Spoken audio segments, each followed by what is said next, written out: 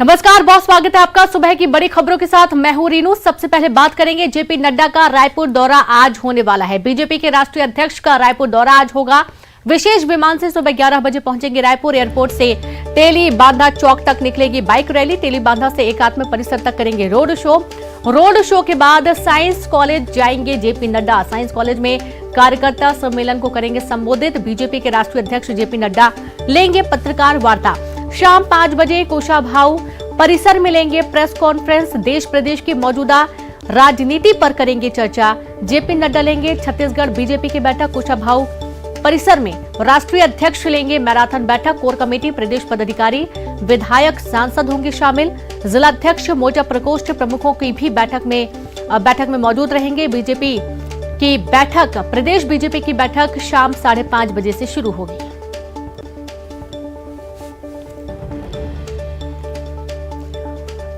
और चलिए सीधे रुक करेंगे रायपुर से। संवाददाता ममता लांजेवार लाइव जुड़ गई है। ममता, देखा जा रहा है कि तमाम तैयारियां की गई हैं। भव्य आयोजन होने हैं आज।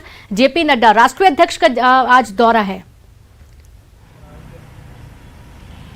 बिल्कुल, देखिए पूरे शहर को अगर हम बात करें तो एक तरह से सजाया गया है और जगह जगह पर आपको पोस्टर्स दिखाई देंगे। बीजेपी के जो कार्यकर्ता हैं उन्होंने जो रूट है जेपी नड्डा का एयरपोर्ट से लेकर एकात्म परिसर तक और एकात्म परिसर से लेकर साइंस कॉलेज ग्राउंड तक, और इस तरफ अगर हम बात करें तो कुशाभाऊ ठाकरे परिसर तक, जहाँ से भी जेपी नड्डा जाएंगे वहाँ पर पोस्टर्स जो है वो भरे पड़े हुए हैं और उनके स्वागत को लेकर पोस्टर भरे पड़े हुए हैं। एक तरह से बीजेपी का शक्ति प्रदर्शन भी इसे कह सकते हैं। 51,000 कार्यकर्ताओं से संवाद करेंगे जेपी नड्डा और राष्ट्रीय अध्यक्ष के तौर पर अगर हम बात करें तो मूल मंत्र भी देंगे कि किस तरीके से जो है मिशन 2023 की तैयारियों को लेकर बीजेपी के कार्यकर्ता पदाधिकारी उन्हें जुड़ना है। इस बैठक न केवल कार्यकर्ताओं के साथ संवाद और इस शक्ति प्रदर्शन के साथ ही जो बीजेपी में की जो बैठक होने वाली है उसको भी काफ़ी महत्वपूर्ण माना जा रहा है। और इसके साथ ही अगर हम बात करें तो एयरपोर्ट से लेकर जो मोटरसाइकिल रैली निकालेगी भारतीय जनता युवा मोर्चा, उसके बाद में रोड शो होगा एकात्म परिसर तक और वहां से लेकर जो साइंस कॉलेज मैदान तक के जाएंगे। तमाम जो है वो ये भी बताने की कोशिश कवायद होगी कि भारतीय जनता पार्टी के भीतर जो गुटबाजी की बात कही जा रही है वो गुटबाजी नहीं है। कहीं ना कहीं एकजुटता का मैसेज देने की कोशिश भी जो है वो जी कार्यकर्ता और पदाधिकारी जो है वो करेंगे। तो पूरी तैयारियां जो है वो पूरे शहर में दिखाई दे रही है।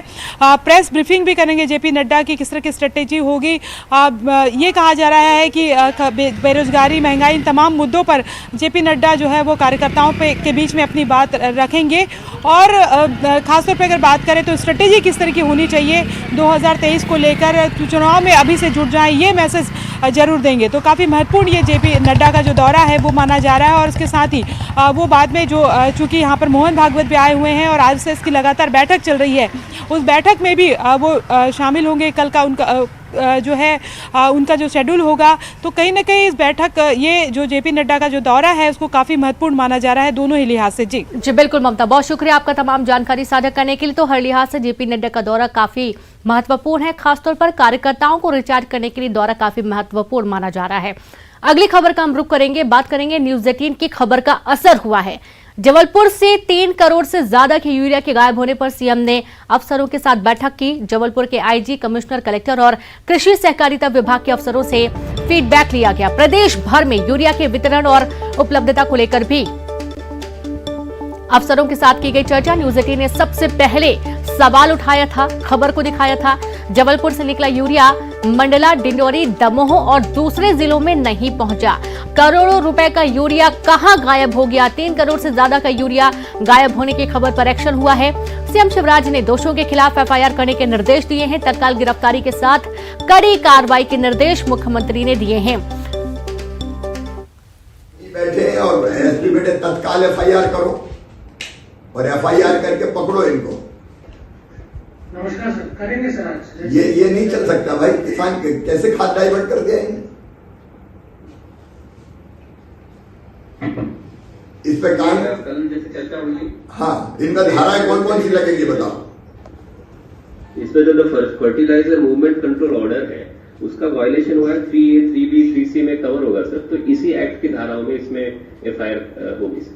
बस मैं चाहता हूँ सख्त कार्रवाई हो और एग्जाम फिर बने। ये थोड़ी चलेगा कि जहां मर गया वहां खाद भेज दिया, इस समय जब खाद की जरूरत है किसान परेशान। ये नहीं चलेगा कि इनके कारण अफरा तफरी मच जाए। भैया ये जो आवंटित किया था इनको 70 और 30, इसका पालन करने के लिए बाध्य थे कि नहीं?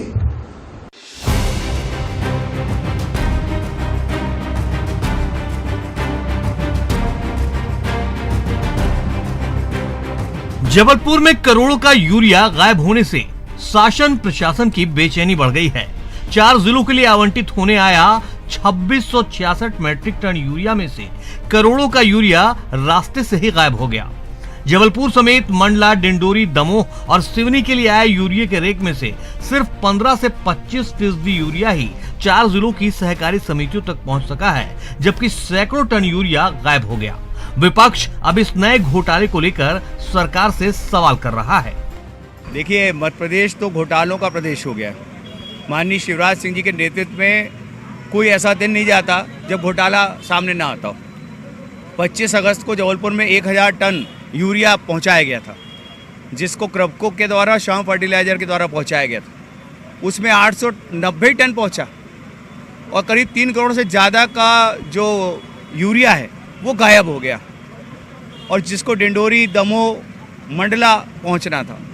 लेकिन वो यहाँ की बजाय अधिकारियों के माध्यम से, दलालों के माध्यम से, भाजपा नेताओं के माध्यम से बाजार से गायब कर दिया गया। आंकड़ों पर गौर करें तो 25 अगस्त को रेक के जरिए जबलपुर में 2666 मीट्रिक टन यूरिया पहुंचा। नियम के मुताबिक सप्लायर को 70% स्टॉक सरकारी आपूर्ति के लिए देना होता है, जिसके चलते 1853 मीट्रिक टन यूरिया 4 जिलों के लिए आवंटित हुआ। इस यूरिया को कृषि विभाग द्वारा अलग अलग जिलों में खपत के माध्यम से अनुपात में बांटते हुए उसका अलॉटमेंट भी जारी हो गया। लेकिन जिन भी जिलों में यूरिया पहुंचा उसका आंकड़ा 10 से 25% ही रहा, यानी 1000 मीट्रिक टन से ज्यादा यूरिया फिलहाल गायब है, या यूं कहें भ्रष्टाचार की भेंट चढ़ गया है। अब कृषि विकास विभाग के संयुक्त संचालक ने 4 जिलों के लिए अलग अलग जांच टीम का गठन कर दिया है, ये पता लगाने के लिए कि आखिर करोड़ों का यूरिया गया कहां। जो 70% हमको मिलता है मार्केट को, उसमें 1853 मीट्रिक टन का जो हमको एलोकेशन था, तो 1853 का हमने कार्यक्रम जारी किया हुआ है। जो मिसिंग सर आ रही है, जो कंप्लेंट्स आ रही हैं, नहीं, मिसिंग का भी नहीं। हम तो अभी जब हमको पूरी रिपोर्ट आ जाए, तब लिखित में आ जाए, तो हम बता पाएंगे उसको, क्योंकि कितनी मिसिंग हुई है, एग्जैक्ट जो पोजीशन जब आएगा सभी जिलेवार, तो ही बता पाएंगे, लिखित में आ जाए। चारों जिलों के लिए अलग अलग जांच टीमें आपने बनाई है, जांच तलब के लिए? जी जी, चारों के लिए अलग अलग बना दी है। जांच पड़ताल अपनी जगह है और सियासत अपनी जगह। कांग्रेस का इल्जाम है कि बीजेपी के नेता ही यूरिया घोटाले में संलिप्त है, जिसके लिए वह विधानसभा में पूरे मसले को उठाने जा रहे हैं। लेकिन बीजेपी ने विपक्ष के आरोपों को सिरे से खारिज किया है। बीजेपी का कहना है कि जो दोषी होगा उस पर सख्त कार्रवाई होगी और 3 दिनों के अंदर ही पूरे मामले का पर्दाफाश कर दिया जाएगा। जानकारी प्राप्त की है और वो अखबारों के माध्यम से जानकारी आई है और इसकी जांच हो रही है और 2 से 3 दिन के अंदर पूरी वस्तु स्थिति सामने आ जाएगी। मैं 3 दिन इसलिए कह रहा हूँ कि उसके पहले ही वह पूरी स्थिति सामने आ जाएगी और यदि कोई दोषी रहेगा तो उस पर बहुत ही कड़ी कार्रवाई होगी, ये बिल्कुल आप निश्चित समझें। यूरिया जो किसानों से जुड़ा हुआ मसला है, ऐसे में हाल ही में कैग की रिपोर्ट ने जहाँ सियासत को गर्म रखा था, वहीं ये मसला भी घोटाले से जोड़ रहा है विपक्ष। नहीं, विपक्ष का काम है कि वो किसी भी मुद्दे को धजी का सांप बनाते हैं, पर जब तक जांच नहीं हो जाती इसमें बहुत कुछ कहने की आवश्यकता नहीं है।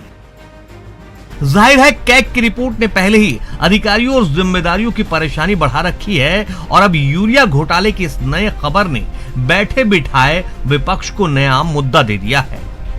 प्रतीक मोहन अवस्थी, न्यूज़ 18, जबलपुर। तो पूरी रिपोर्ट आपने देखी। सीधे रुक करेंगे संवाददाता अनुराग भोपाल से लाइव जुड़ गए हैं। अनुराग, हम देख पा रहे हैं न्यूज़ 18 ने सबसे पहले पूरी खबर दिखाई, किस तरीके का घोटाला हुआ है। 3 करोड़ से ज्यादा का यूरिया गायब हो जाता है, ये बहुत आश्चर्यचकित बात है। सीएम ने संज्ञान लिया इस पूरे मामले पर।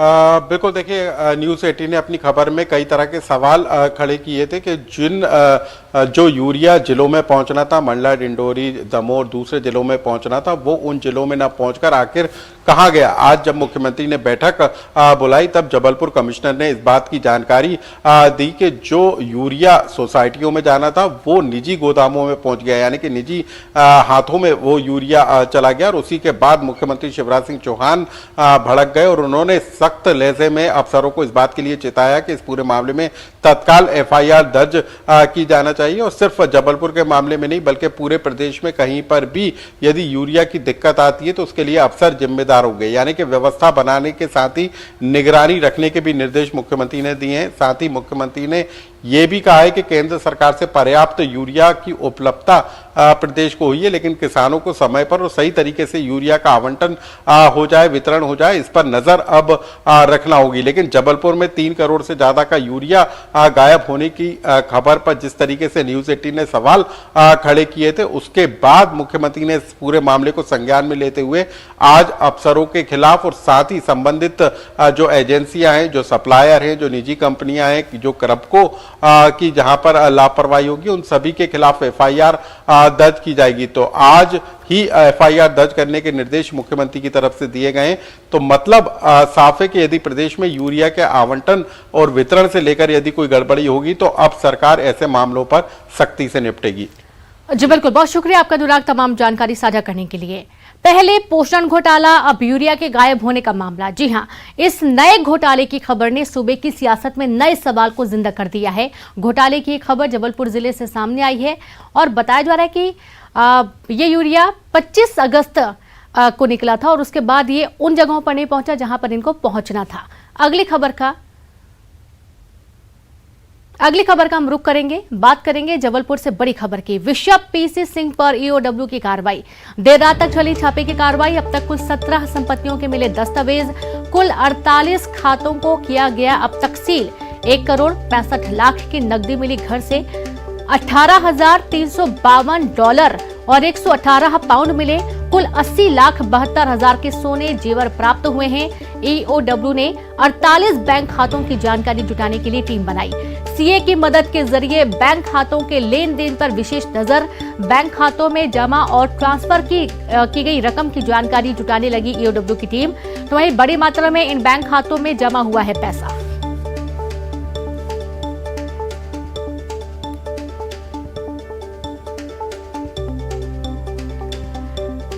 और चलिए सीधे रुक करेंगे जबलपुर से संवाददाता प्रतीक अवस्थी लाइव जुड़ गए हैं। प्रतीक, देखा जा रहा है कि ईओडब्ल्यू ने जांच की और जांच के दौरान कई और बड़े खुलासे हुए हैं।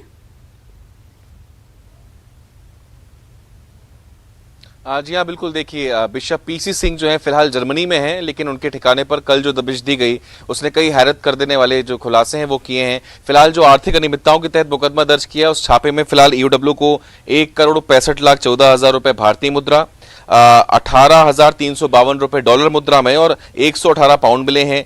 17 संपत्तियों के दस्तावेज मिले हैं। इसके अलावा अगर बात की जाए तो 48 बैंक खाते मिले हैं अलग अलग शहरों में, अलग अलग बैंकों में। 48 बैंक खाते एक बड़ी संख्या है रीनू, क्योंकि कहीं ना कहीं जिस प्रकार के आरोप लगे थे इन पे 2004 से लेकर 2012 तक धार्मिक संस्थाओं को पैसा भेजने के लिए, इस बीच क्या ये 48 बैंक खातों में राशि देश या देश के बाहर से आई है और किन किन लोगों ने इनको राशि दी है, इन्हें राशि भेजी है, ये तमाम जो मसले हैं ये कहीं ना कहीं बड़ी और इशारा कर रहे हैं। जो भी वो फिलहाल ईओडब्ल्यू सीए की मदद अब जो है चार्टर्ड अकाउंटेंट की मदद लेगी और इस बात की पतासाजी करने की कोशिश करेगी आखिर बैंक खातों में रकम कहां से आई और क्या क्या वजह हो सकती है और इनका इस्तेमाल आखिर कहां किया गया। तो एक विस्तृत और लंबी जांच की आवश्यकता इस पूरे प्रकरण में महसूस हो रही है और संभवतः 10 या 15 दिन का वक्त इस सब दस्तावेजी कार्रवाई में लग सकता है।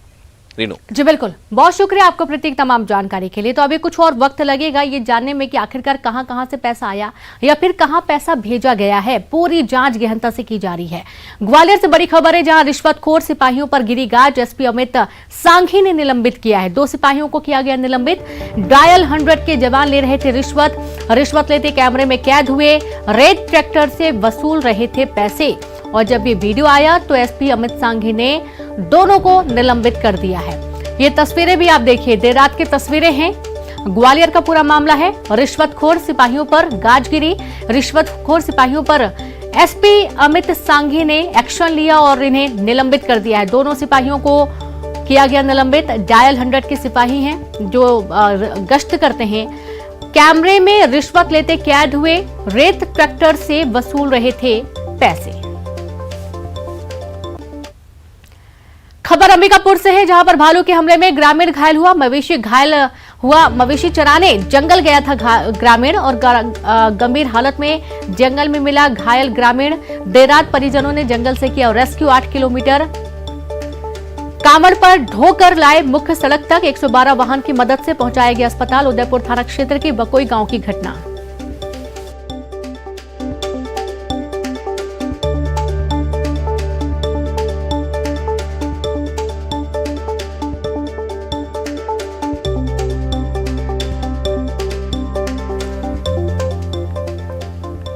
तो खबर अंबिकापुर से है, जहां पर भालू के हमले में ग्रामीण घायल हो गया। मवेशी चराने जंगल गया था ग्रामीण।